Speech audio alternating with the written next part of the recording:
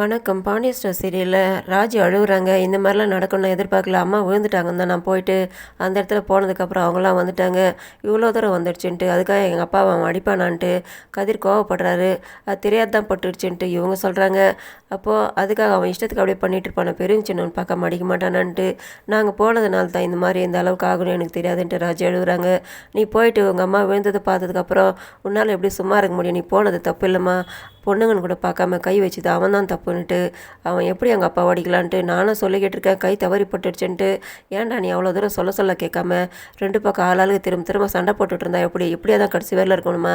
கடைசி வேரில் நிம்மதியாக இருக்கக்கூடாதான்ட்டு அவங்க அப்பா இதுக்கு மேலே இந்த மாதிரி பிரச்சனை பண்ணிட்டு இருந்தா நான் சும்மா இருக்க மாட்டேன்ட்டு பாண்டியன் திட்டிட்டு போய்ட்டுறாரு. ஏன்டா நீ இப்படி பண்ணிக்கிட்டு இருக்க? இவ்வளோ கஷ்டப்படுறா, இவ்வளோ ஆறுதல் படுத்துறத விட்டுட்டு நீ ஏன்டா எகிரிக்கிட்டு இருக்க? இந்த மாதிரிலாம் பண்ணி வைக்காதா, அப்பா ரொம்ப கோவப்படுற, சும்மாந்துடான்னு சொல்லிட்டு ராஜிக்கிட்ட ஏமா ரொம்ப கஷ்டப்படுற, ரொம்ப அடிச்சிட்டாங்களான்ட்டுலாம் விசாரிக்கிறாங்க.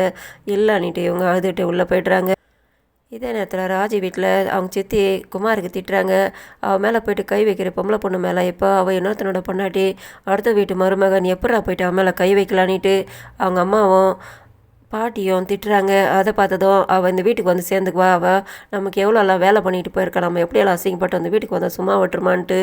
அப்போது அதுக்காக நீ பொண்ணு மேலே கை வைப்பேன்ட்டு கேட்குறாங்க. அதெல்லாம் மற்றவங்களாம் கேட்டால் அசிங்கமாக்காதான்னு சொல்லும் போது அவள் ஓடி போனப்போ இல்லாத அசிங்கம் இப்போ வரப்போதான்ட்டு அவங்க அப்பா ஒரு பக்கம் சப்போர்ட்டுக்கு வராரு.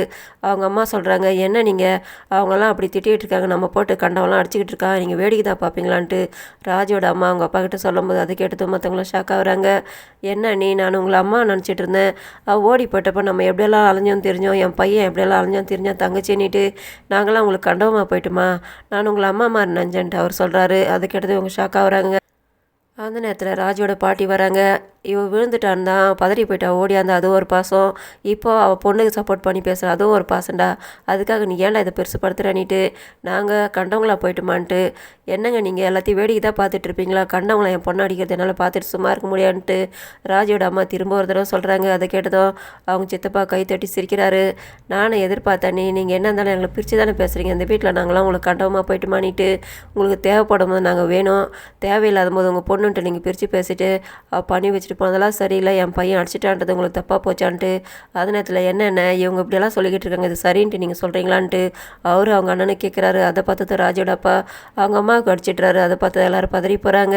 நானும் என்னோடய பொண்ணுக்காக தானே பேசுகிறேன்ட்டு நீ அவளை பற்றி பேசிக்கிட்டதுனாக்கா அந்த இடத்துல இருக்குது பிடிக்கலனாக்கா நீ போயிடுன்ட்டு அவர் சொல்கிறாரு. அவங்க அழுதுகிட்டே உள்ளே போய்ட்றாங்க. நீங்களா அந்த பொண்ணை சரியாக வளர்ந்துருந்தா அந்த நிலமை எதுக்காக வருதுன்ட்டு ராஜோட சித்தப்பா அவங்க அம்மா கிட்ட சொல்லும்போது, ஏன் நீங்களும் கூட தானே இருந்தீங்க, நீங்கள் சரியாக வளர்க்க வேண்டியது தானே, வளர்த்துருந்தாக்கா இப்போ ஏன் அந்த நிலமை வருது? இப்போ இந்த மாதிரி நீங்கள் நடந்துக்கிட்டதெல்லாம் பார்த்து இவன் இந்த மாதிரியே மாறிட்டான், உங்களை மாதிரியே இவன் இதே மாதிரி பண்ணிகிட்ருது. இப்போ பொண்ணு மேலே கை வச்சான், இப்போ பாரு உன்னை பார்த்துட்டு உங்கள் அண்ணனும் அவன் பொண்டாட்டி மேலே கை வைக்கிறான். இப்போ இவன் இந்த மாதிரி பண்ணிக்கிட்டு இருக்கான். நீங்கள்லாம் பண்ணுறதை பார்த்து இவன் இந்த மாதிரி வளர்ந்து இப்போ இவனுக்கு எதிர்காலத்தில் கல்யாணம் ஆச்சுன்னா வரவக்கிட்ட கூட இந்த மாதிரி கை நீட்டினாக்கா குடும்பம் விளங்குமாடா? நீங்கள் இப்படி பண்ணிக்கிட்டு பார்த்துட்டு ஏன்டா உங்களுக்கு முட்டாள்தனமாக புத்தியெல்லாம் இப்படி மாறி போச்சு, குழம்பி போயிட்டீங்களாடான்ட்டு அவங்க அம்மா அவங்க பசங்களுக்கும் பேரனுக்கும் திட்டிட்டு உள்ளே போய்ட்றாங்க. உள்ளே ராஜோட அம்மா உட்காந்து அழுதுகிட்டு இருக்காங்க. சுளுக்கு உருவி விட்டுக்கிட்டு இருக்காங்க. சுடுதண்ணில் ஒத்தனம் கொடுன்றாங்க. அப்போது ராஜோட அம்மா சொல்கிறாங்க, நான் கண்டவங்க சொல்லிட்டு பேசிட்டேன், நீ என்னை தப்பாக நினைக்காத, நான் அந்த நேரத்தில் பேஜாரில் வாய் தவறி சொல்லிட்டேன்னு சொல்கிறாங்க. நீங்கள் அவனை சொன்னதோட விட்டதோட தப்பு, நீங்கள் அடிச்சிருந்தா கூட நான் சந்தோஷப்பட்டிருப்பேன், அவன் ரொம்ப ஜாஸ்தி பேசுகிறான் இருக்குது அவனுக்குன்ட்டு அவங்க கோவப்படுறாங்க. எதுவும் பெருசாக எடுத்துக்காதம்மா, அவனுங்க இந்த மாதிரி தான் புத்தி கெட்டு போய் பண்ணிக்கிட்டு இருக்கானுங்க, இவங்களோட புத்தி அப்போ தான் மாறுமோ தெரியலன்ட்டு அவங்க அம்மா வருத்தப்படுறாங்க. இதே நேரத்தில் ராஜி வந்து உட்காந்துக்கிட்டு இருக்காங்க. கதிர் வந்து நிற்கிறாரு.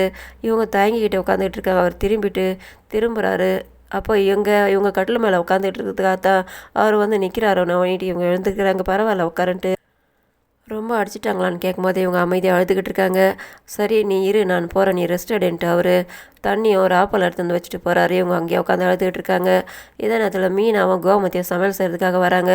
என்ன சமையல் செய்யலாம், இவங்க சண்டை போட்டதில் சமையல் செய்யறதுக்கு லேட் ஆகி போச்சுன்னுட்டு ஆமாம்மான்றாங்க. இவங்க என்ன கேட்டாலும் அதுக்கு பட்டும் படாத புரியாமல் பேசுகிறாங்க. என்ன நான் சொல்லிக்கிட்டு இருக்கேன், என்ன நீ எப்படி ஏடா கூடமாக பேசிக்கிட்டு இருக்கேன்ட்டு, நான் சொல்கிறதெல்லாம் நீங்களாம் யார் காது கொடுத்து கேட்குறீங்கன்றாங்க. என்னடி நான் என்ன சொன்னாலும் நீ ஏடா கூடமாக பேசுகிற, பத்தாதுக்கு பிடி கொடுக்காம என்னவோ மனசில் வச்சுக்கிட்டு பேசிக்கிட்டு இருக்கேன்னு கேட்குறாங்க. அந்த நேரத்தில் ராஜி வந்து நிற்கிறாங்க. என்னவா இன்னும் கணத்தில் இருக்குது, கலரே போக காணோம். காயம் அப்படியே இருக்குது. ரொம்ப வலிக்குதான்னு கேட்குறாங்க. பரவாயில்ல நான் ஏதாவது வேலை செய்யட்டுமான்னு கேட்கும்போது, இல்லை பரவாயில்லம்மா நாங்களே செஞ்சுக்கிறோன்னிட்டு, சரி நம்ம காரக்குழம்பு வைக்கலாமா வத்த குழம்பு வைக்கலாமான்ட்டு கேட்குறாங்க. நீங்கள் எதை வேணாலும் செய்யுங்க அத்தை, எல்லாம் உங்கள் இஷ்டம் தானே சொல்கிறாங்க. என்னடி நீ என்ன மனசில் வச்சுக்கிட்டு பேசிக்கிட்டு இருக்கேன்னு கேட்குறாங்க. ஏன் அத்தை நீங்கள் சொன்னது மறந்து போச்சான்னு கேட்குறாங்க. நான் என்னடி சொன்னேன்னு கேட்குறாங்க. அப்போ நீங்கள் என்ன ஓடி வந்தவ தானேன்னு கேட்குறீங்களே, அது நல்லா இருக்குதான்னு கேட்குறாங்க. ஆமாம்மா நீ ஓடி வந்தவ கிடையாது, காரில் தானே வந்த, அந்த மாதிரி சொல்லி திட்டிருக்கணுமான்னு கேட்குறாங்க. அதை கேட்டதும் ராஜிக்கு சிரிப்பு வந்துடுது. இவங்க கிண்டலாக மீனாவை 2 பேருமே பார்த்து சிரித்து கிண்டல் அடித்து சிரிக்கிறாங்க. மீனா இவங்கள பார்த்து முறைக்கிறாங்க. இதோட முடியுது. நன்றி, வணக்கம்.